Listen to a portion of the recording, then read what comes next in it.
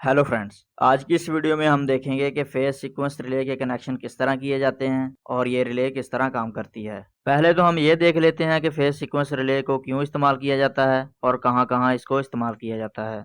तो दोस्तों, phase sequence relay को इसलिए इस्तेमाल किया जाता है कि तीनों फेज यानी रेड, येलो और ब्लू फेज का जो सीक्वेंस होता है, जो तरतीब होती है, अगर ये तब्दील हो जाए, यानी अगर रेड फेज की जगह ब्लू फेज आ जाए या कोई भी फेज आपस में तब्दील हो जाए, तो ये रिले एक आउटपुट सिग्नल फराहम करती है और इस सिग्नल को इस्तेमाल करके हम किसी भी सर्किट को ऑन या ऑफ कर सकते हैं।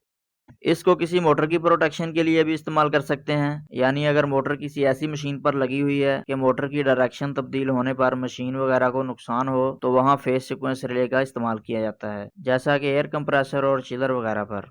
इसके अलावा फेज सीक्वेंस रिले से किसी सर्किट ब्रेकर वगैरह को भी ट्रिप करवा सकते हैं। इसके लिए आपको फेज सीक्वेंस रिले के साथ यूवीटी को इस्तेमाल करना होगा। तो अब समझते हैं कि इसके कनेक्शन किस तरह किए जाते हैं और ये काम किस तरह करती है। इसको समझने के लिए एक DOL स्टार्टर के साथ इसको इस्तेमाल करेंगे। इसको आप स्टार डेल्टा स्टार्टर के साथ या किसी भी ड्राइव के साथ भी इस्तेमाल कर सकते हैं। पहले तो हम इसकी पावर वायरिंग को देखते हैं कि इसकी पावर के कनेक्शन किस तरह किए जाते हैं। रेड, येलो और ब्लू तीनों फेजों को इसी सीक्वेंस के साथ स्टार्टर के इन टर्मिनल के साथ कनेक्ट कर देंगे और फिर थर्मल ओवरलोड रिले से इन तीनों फेजों को इसी सीक्वेंस से मोटर के साथ कनेक्ट कर देंगे। तो ये DOL स्टार्टर की पावर वायरिंग हो गई। अब फेज सीक्वेंस रिले के L1, L2 और L3 टर्मिनल को हम रेड, येलो और ब्लू फेज के साथ कनेक्ट कर देंगे। इन तीनों फेजों को हम किसी भी जगह से कनेक्ट कर सकते हैं।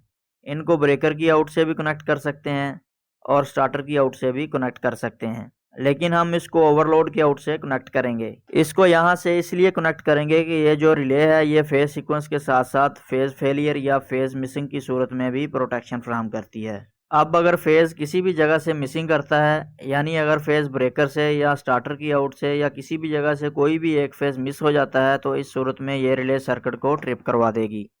तो इसलिए रेड, येलो और ब्लू को L1, L2 और L3 के साथ कनेक्ट कर देंगे। तो ये हो गई इसकी पावर वायरिंग। अब हम इसकी कंट्रोल वायरिंग करते हैं। सबसे पहले तो न्यूट्रल वायर को स्टार्टर की कॉइल टर्मिनल के साथ और फेज सीक्वेंस रिले के साथ कनेक्ट कर देंगे। उसके बाद यहाँ से एक फेज लेंगे। हम रेड फेज को ले लेते हैं। इसको रिले के 11 नंबर टर्मिनल के साथ कनेक्ट कर देंगे। रिले का 11 नंबर टर्मिनल कॉमन टर्मिनल होता है और 12 नंबर टर्मिनल इसके साथ नॉर्मली तौर पर क्लोज होता है, यानी जब ये रिले ऑफ होगी या फॉल्ट की सूरत में ट्रिप होगी तो 11 नंबर पर जो फेज हमने लगाया है वो 12 नंबर से आउट कर रहा होगा और 14 नंबर टर्मिनल इसके साथ नॉर्मली तौर पर ओपन होता है, यानी जब रिले को रेड, येलो और ब्लू सप्लाई मिलेगी और कोई भी फॉल्ट नहीं होगा तो 11 नंबर फेज 14 नंबर से आउट कर रहा होगा। अब 14 नंबर टर्मिनल से फेज वायर को ओवरलोड के नॉर्मली क्लोज टर्मिनल के जरिए ऑफ पुश बटन के साथ कनेक्ट कर देंगे। अब यहाँ से DOL स्टार्टर की आमतौर पर जो वायरिंग की जाती है उसी तरह ही वायरिंग करेंगे और फेज सीक्वेंस रिले के 12 नंबर टर्मिनल को एक अलार्म इंडिकेटर के साथ कनेक्ट कर देंगे, इसलिए कि अगर कोई फेज सीक्वेंस या फेज फेलियर फॉल्ट आता है तो ये अलार्म को ऑन करवा देगी। तो इस तरह हम फेज सीक्वेंस रिले को किसी भी सर्किट में इस्तेमाल कर सकते हैं।